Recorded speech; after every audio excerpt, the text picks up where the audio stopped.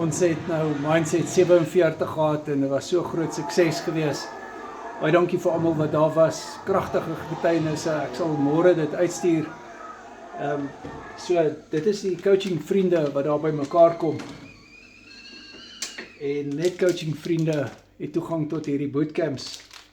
Nou op die Carnivore Ketovore Coaching praat ons oor dinge wat help. Nou een van die dinge wat help is om die regte vetpersentasie te eet. Hierdie is carnivore wors wat jy kan bestel by Rapella Meat Traders. Hier is nie vettrimmings in nie. En hier is net brisketvet en grove pinkie malai en sout. En ja, die regte vetpersentasie is hier so in. En ek gaan nou hierdie carnivore wors gaar maak. En dan gaan ek ook hierdie kwartel eiers gaar maak.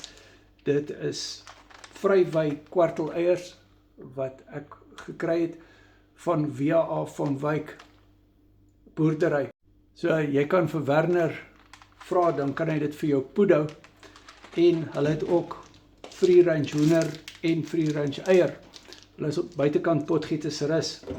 So ek gaan dit nou in hierdie pan sit. Hierdie is nou die beef tallow van Braaivet Company. Hulle kan ook vir jou aflewer. En ek sal die nommers sommer onderaan sit. Dan kan jy jou eie beef tallow bestel. Hulle het ook lamsvet. Maar kyk nou wat sy oulike blokkies is hierdie. Is dit nou nie lekker nie? So baie gemaklik. En dan het jy jou tallow wat jy daar wil gebruik.